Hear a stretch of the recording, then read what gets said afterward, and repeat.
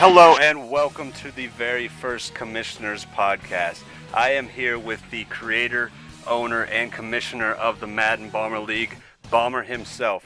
I am Lip Ripper, the co-commish of the Madden Bomber League, and today we are bringing you our very first podcast, the Commissioner's Corner. Today we have some awesome stuff coming up. We're going to be talking about the developer interview series on the Four Words podcast. We're going to be talking about the Dustin Smith interview.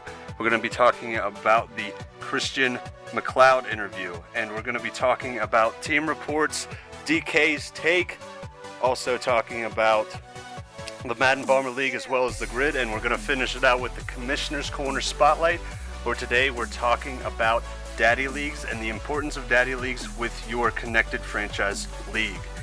Bomber, how you doing today?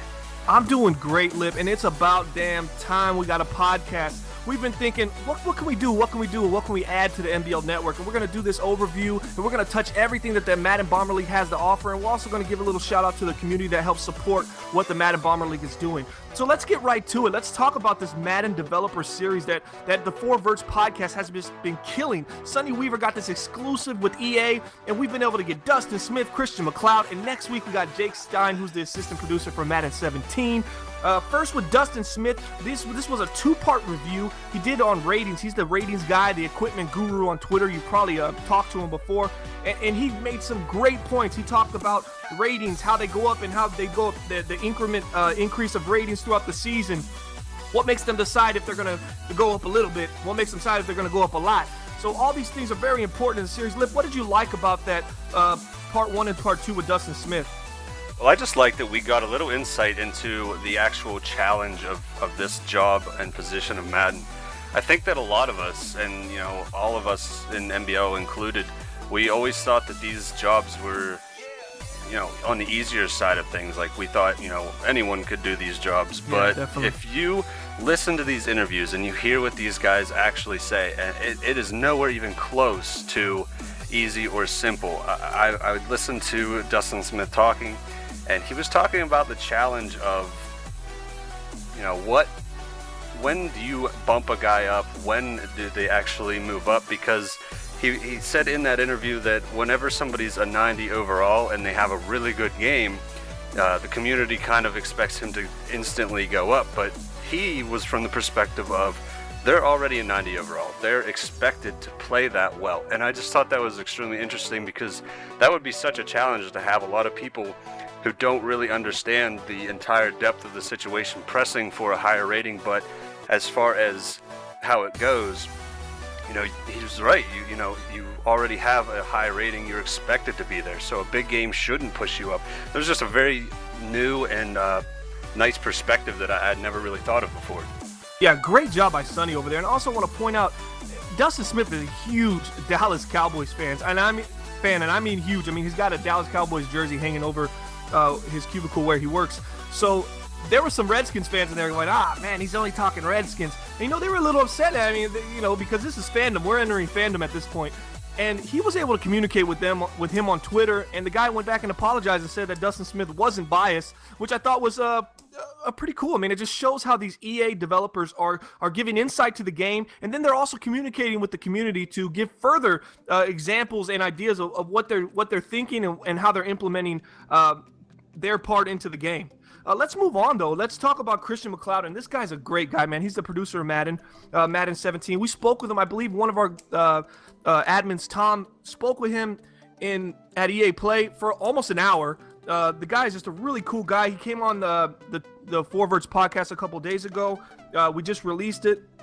He talked much about the commentary, and he gave a great analogy that I want to talk about. He gave the house analogy. He basically said if Madden was a house, they can make it look real nice and fancy on the outside, but if you walked in and it was just complete garbage, you wouldn't want to even live in that house, no matter how great it looked on the outside. So the point is, the point of the whole analogy was basically to say that you have to build a strong structure inside and have something that people want to come in and sit down and play, and that allows for the longevity of the game to be sustainable.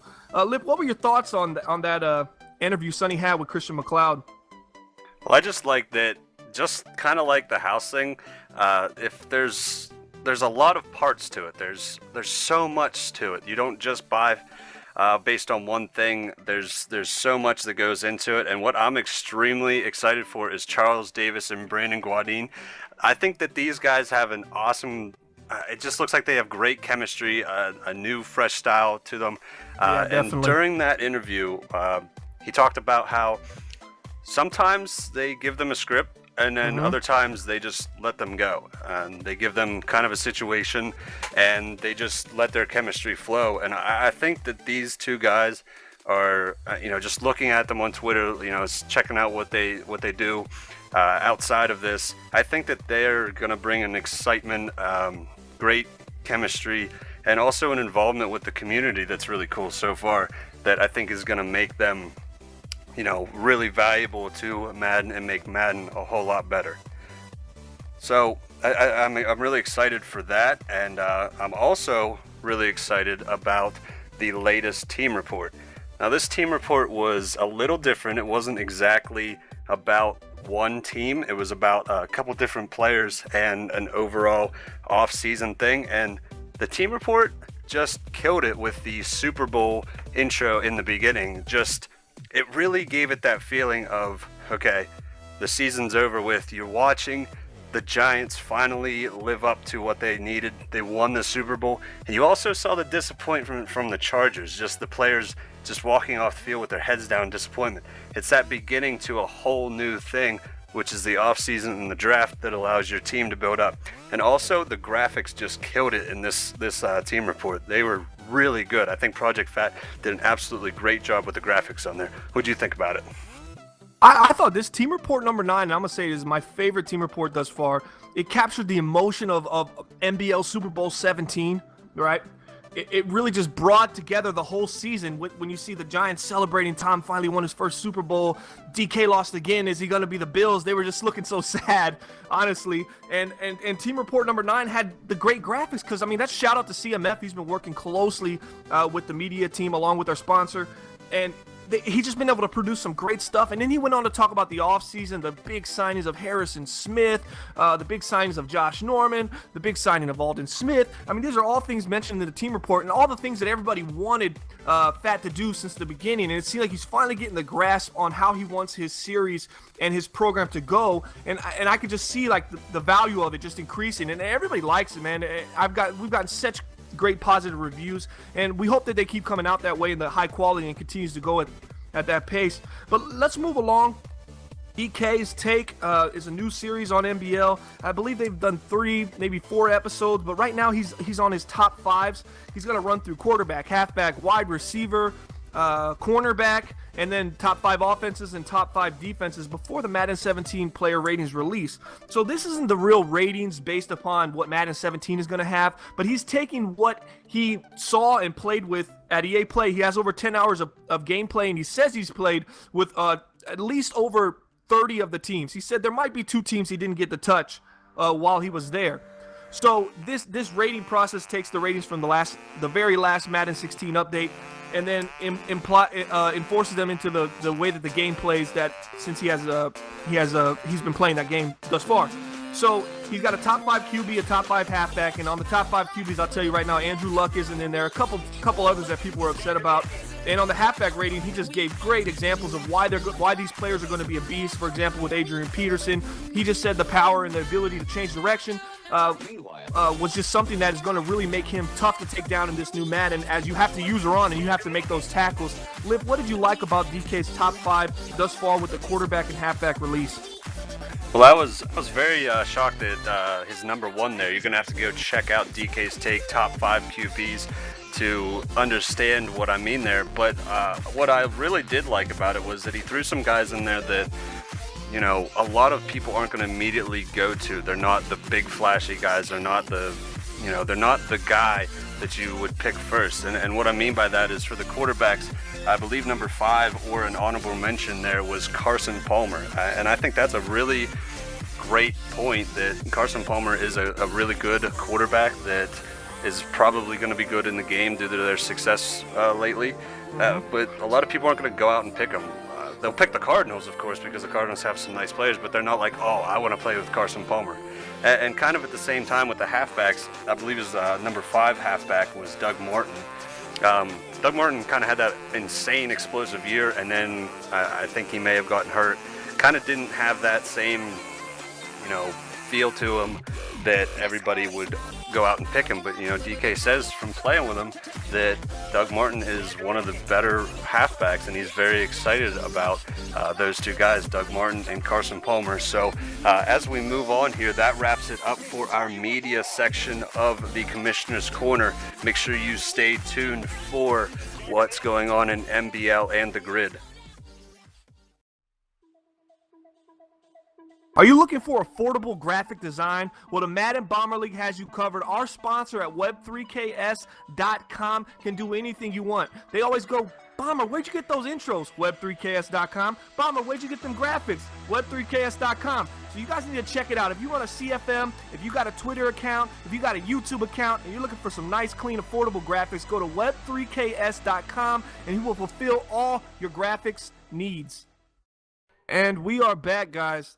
This segment, we're pretty much going to just touch on MBL. We're going to give a nice overview of MBL. We're also going to touch on the Grid, the development league for the Madden Bomber League. First, I want to give a big shout out to CMF. That's the member of the month for July in the MBL. He created multiple Photoshop templates that were used during our MBL Live rookie draft. He also created the Draft Diamonds Media on Twitter, which you must follow. And also, he took over the weekly roundup account that DK used to do. And it's got some just great graphics and information about what's going on in the season that you really gotta check out. He also helped create that Volume 50 special edition, collector's edition magazine that featured EA's CFM director John White. We just want to give a big shout out to CMF and thank him for all the hard work he's done in the Madden Bomber League this month.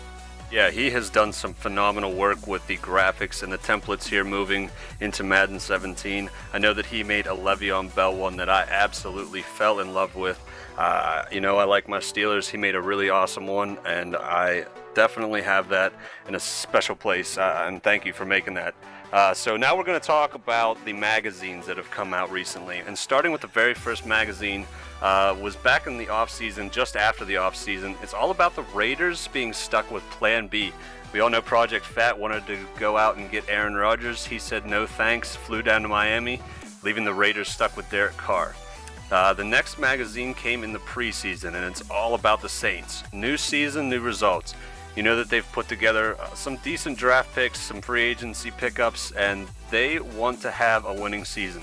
They haven't put it quite together yet, but like we said, new season, new results. Saints are coming in. For week 1 of season 18, Ant chases championship. This is all about the Chiefs, and we know that the AFC West is extremely tough. You've got Backley, you've got DK, you've got Ant and Project Fat. They all have really good records most of the time. Ant had kind of a down year last year, couldn't quite put together the offense, but this is the year. He's changed some stuff, he's brought in new guys, he's ready to roll. And now we're going down to How About Them Cowboys. It's the most recent magazine for the Madden Bomber League up on our Daddy League site, talking about all about Gibbs and his Cowboys. He's drafted very well. He's got some stud players. If you watch our NBL Live broadcast, you've definitely heard of some of them. So the Cowboys are just looking to put together a good final season here, and they definitely have the talent to do so. Yeah, I agree. Those were some great magazine covers. Volume 55 with the Cowboys on it. I've been told in message, that's my favorite one. It really has a nice look to it, and it has a nice ring to it. If the Cowboys can just turn it around and get in the playoffs, anything can happen. That wide receiver core is so deep. But I also want to bring up Ant. He hasn't won a Super Bowl in NBL since season 2, so he's really hungry, and he's got a really strong team. I think he often gets overlooked, as you mentioned, because that division is just so tough. Well, now we're going to transition into the Grid. Now, the Grid they've been messaging me. They've been telling me, when are we going to get on the podcast? We want to get on the podcast. Well, this is the opportunity right here for Grid. We're going to touch overview on NBL and the Grid, so this isn't going to be a deep dive, full immersion podcast on the Grid. But guess what? We got news for you. There's a podcast coming out exclusively for the Grid. It's going to with our guy John hosting it. It's going to be called The Lockdown. This podcast, and I've heard a snippet of it. I've heard 2 minutes of it, and I can't even share it right now. They're keeping it on the low. So pretty much this podcast is under wraps right now, but I can tell you this. It sounds amazing. It's going to feature all the content and all the inside information that you want to hear for all those grid members in the Madden Development League that are like, man, I want to get in the NBL, but our turnover rate is so low that now we're starting to grow the grid, and the grid's becoming just a very viable league in itself. And we really appreciate the work going on over there with Backley and Playa and all the admins. So the Lockdown podcast is going to be their full immersion podcast. It's going to be a weekly, bi-weekly thing. It's going to feature the new owner of the Chiefs who just joined the grid. He's a great guy, and he's got some great content coming. Also for the grid, I want to touch this top 5. Now, this top 5 list is the list in which NBL pulls its talent from. This is the list we go straight to. At number 1, we got J-Wack, who's the Redskins right now. He's currently a bubble team at 5-4 in the grid right now. Number 2, we have a great guy, Brocco. He's the Bills. He's at 2-7. Not looking too good this season. Having a little bit of bounce back. Had a huge win over Seattle this last week, though. The Broncos is Little Bio. This guy is always active in the chat. He's a great guy. He's the 6th seed in the AFC right now. He's sitting at 5-4. And this is one of my favorite competitors to watch in the grid. 24. He's the Saints. He's 4th on the top 5 list. He's 8-1. He's sitting at top of the NFC. He's owning the NFC. So we call him NBL Detroit, the Grid Detroit Lions version. Wait, hold on. Let me get that right. We call him. He's the Detroit Lions of the NBL in the grid, if that makes sense. Well, if it don't, well, just make it make sense for yourself. And at number 5, we have All Business, who just came in after a poor performance by Sohm, who's no longer with the grid. All Business came in. He's the guy that does our graphics and stuff for NBL. He's our sponsor at web3ks.com. He's the Rams, and they're currently 6-3, sitting 5th in the NFC. So a lot of these top 5 teams have that playoff ambition going on. So good luck to them moving forward this season. Grid has been great, and guys, look forward to the Lockdown podcast. It's going to give you all the information and news that you want being in the grid, and it's going to give you that content that you've been asking me for months now. Looking for Madden Bomber League history, content, and news? Go to 365.maddenbomberleague.com. Don't forget to give us a follow on Twitter at Bomber League, and hit that like button and that subscribe on our NBL Network YouTube channel, and support one of the fastest growing leagues in the Madden community. All right, guys, welcome to the third and final segment of the Commissioner's Corner. Now, this is actually the Commissioner's Corner. This is what the show was based upon. So this is what we wanted to highlight when we created a podcast. We said, what do we want to do? We want to do something that we can give insight to how we feel about the league and how it's ran and how things make it easier and better for us as commissioners. So we're going to look at the Daddy Leagues page right now. I mean, if you don't have Daddy Leagues and you're running a league, I don't know how you do it, man, because they literally are the foundation and base for everything that we do. They give us easy access. As we can scroll down our page right now, we see our team scores at the top. We got our magazine right there. We got our player of the week. We're looking to the left and right, and we're looking at standings, and we even go down, we see the game of the week in the middle, and we even go down and we have updates on our page right there. We even got links to our NBL Network stats, and then you go down even further and you see the playoff picture, you see league leaders, and this is all important stuff to help regulate your league. You get to see up-to-date stats straight to your phone. So we're in a group me chat, and I get an immediate message from Daddy League that says the score of a game. I can check a box score. If I have any issues with the player, or if we have any complaints with the player, with the other owner saying he did this, we can check it right there from the phone while I'm on the go. And that's the great part about Daddy League. It gives you access on the go, and the layout and the format that they provide you is it's uncomparable to anything out there. It's so user friendly, and it's a website that you just must have. It's any anomalies that you see as a commissioner, you can help. It helps you to be able to have access to your league when you're not sitting in front of a console. And that's the great thing about Daddy Leagues. And I've been pro Daddy Leagues since day one. I have a great relationship with Poppy over there. He's treated us so well. And we just love the website. We love the ability to have access. And I keep saying access because that's what it's all about. All the numbers that he provides and all the data that he provides is just outstanding. But the access to have this nice format that everybody can look at and easily go through is what makes NBL have the success we had. Without it, I don't know where we would be. Lip, what is your favorite, as far as being a commissioner in NBL, what is your favorite thing about us having Daddy Leagues and using Daddy Leagues on a daily basis? Well, definitely the stats. Having the stats with you all the time. If we didn't have this, somebody sends you a message, you've got to check on something. If you're not home, it might get lost. You might forget about it. It's just extremely convenient to have Daddy Leagues that you can just pop open the website, check out what's going on, handle it, and that way you don't forget, and it's all taken care of. But, you've talked about how easy Daddy Leagues is to make things easier as a commissioner. whenever you can't get to the console, Daddy Leagues comes with a front office section, and this allows you to do a whole lot as far as a team owner and even as an admin or commissioner.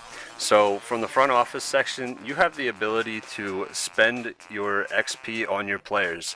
If you're not home and you want to work on a guy, you can spend the XP. If you have certain guidelines that you need to have certain players, or even if you just want to pick up a nice free agent, move your team around a little bit, the front office section allows you to sign and release players. Also, under the front office section, you can check out the salaries for your players. If it's a big off season, you got to make some decisions and you're out of the house, the wife's got you shopping, you can check out the salaries, you can check out your roster breakdown, and make sure that you're heading in the right direction with your team over the off season. But the biggest thing that I like about the front office section is that the trade tab of it. You can accept a trade, propose a trade, handle trades from Daddy Leagues whenever you're not on your console. So if there's a time where you might not make, for an example, if you might not make the draft, but you have a trade approved and you've got to send through, some draft picks, you can do that from Daddy League's website, and that is going to allow you to do things away from your console that you wouldn't be able to do without Daddy Leagues. So as far as a big convenience standpoint, just as an owner, Daddy Leagues is extremely helpful, but as you talked about, it allows us to keep an eye on things at all times as commissioners. So that's going to wrap up our Commissioner's Corner Spotlight.